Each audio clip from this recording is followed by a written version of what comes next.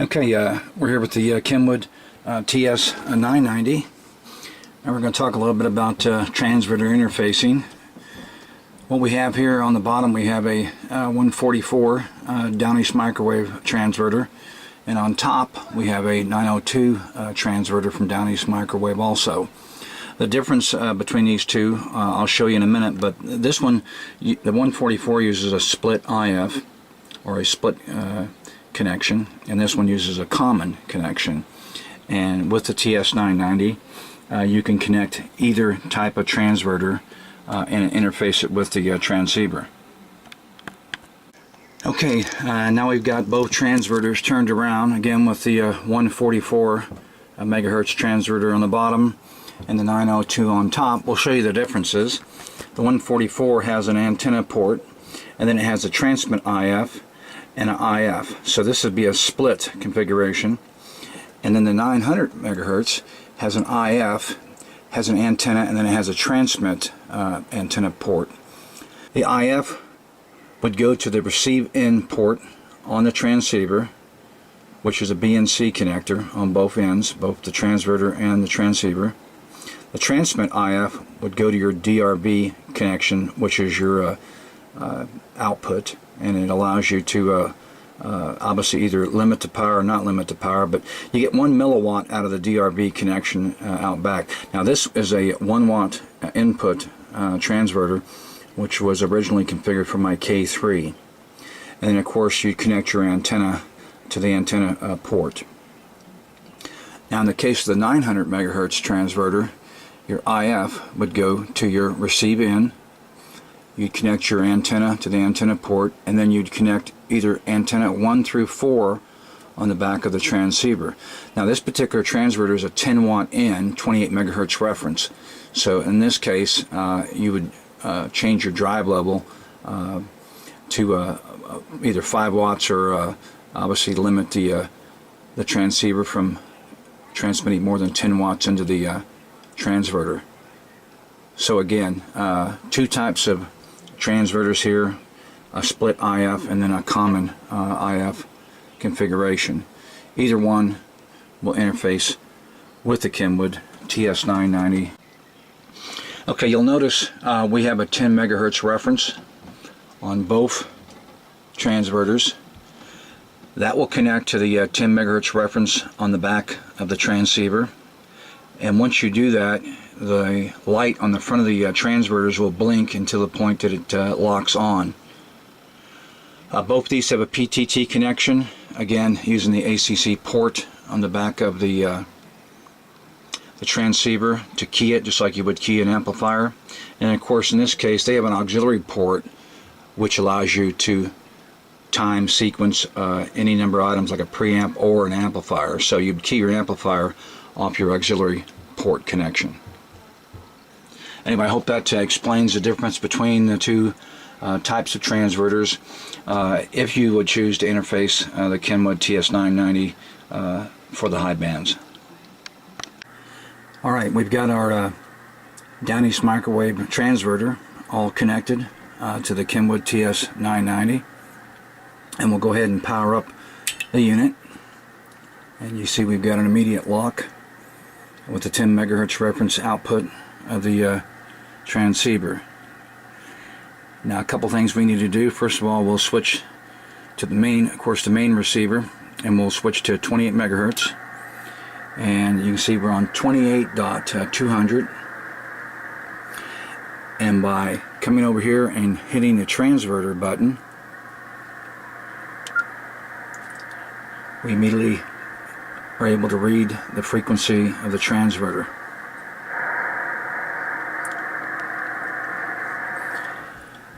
We've got our DRB button in, which limits the output. If we were to take that button off, you'd see we have the 5 watt indication, and if we were to take the power knob, nothing happens.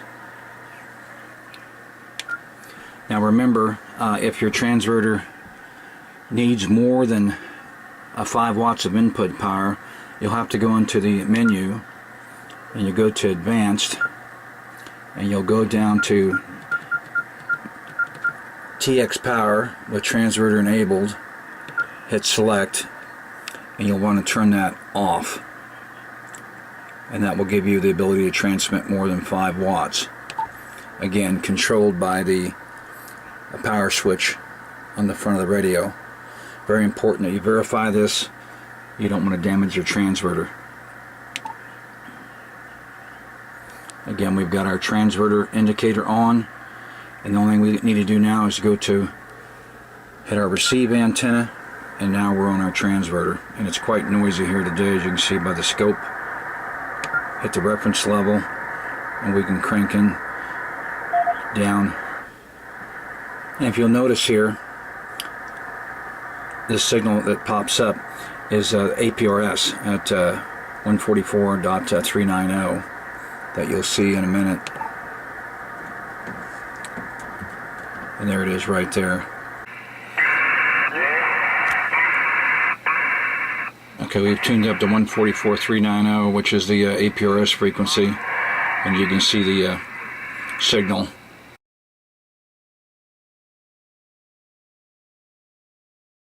Okay, setting up the TS990 to display the correct frequency on the transverter. We're going to go to 28.200.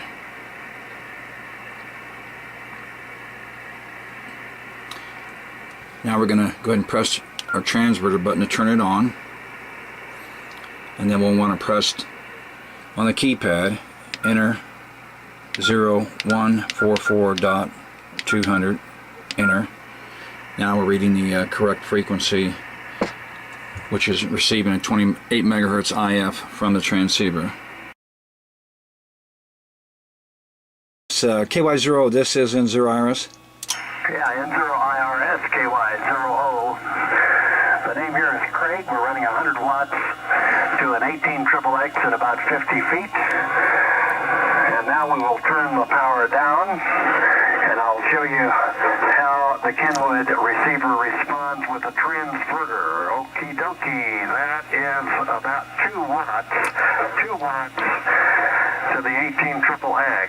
And I'll turn it back up now. There it is, it's back up. This is KY0O. Okay, KY0O, this is N0 IRS, and running a down Eastt Microwave transverter, probably putting out about 15 watts. I don't have a watt meter hooked up to it at the moment, but I'll find out where it's driving it at. But what I wanted to do next was I wanted to pull you down to 100, 200 even. You're about .11 high to me. Let me pull down and let me see where you're at, okay? Okie doke. I will continue to talk, and then you go to 200.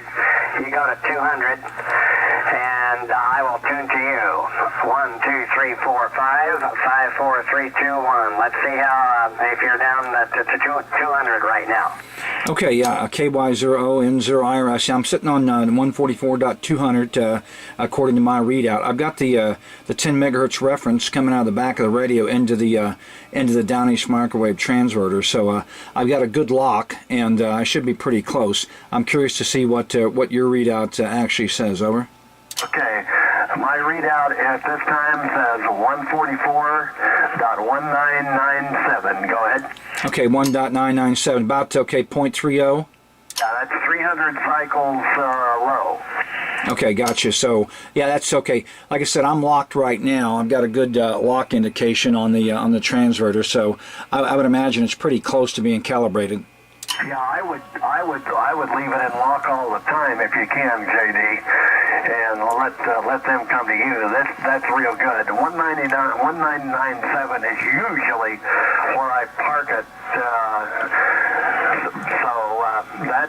that's perfectly good. I just let it cook that way. Okie doke. Sounds good. Well, that tells me where I need to sit too, to be right on 200. So that has helped us both. And again, the name here is Craig for the video, running an IC 910A, about 90 to 100 watts, and that feeds an 18XXX, no preamp, and I think you're 10 over 9 here, so that's a good strong signal, JD. All right, Craig, appreciate the time and opportunity to just put this together and show folks. It'll be a small percentage that'll ever do it, but I wanted to show them that Kenwood has thought about those that operate with transverters, and they've enabled us to be able to run them. So with that, I'll say 7.3 KY0O. This is N0IRS. Okay, if you need additional outputs for the 10 megahertz reference from the TS990, you can get one of these JWM engineering units. I have both the RD8A and 6A, and of course the reference out of the transceiver would go to the in port, and then you would connect your various transverters or SDR receivers to each additional port. And this is merely a distribution amplifier unit.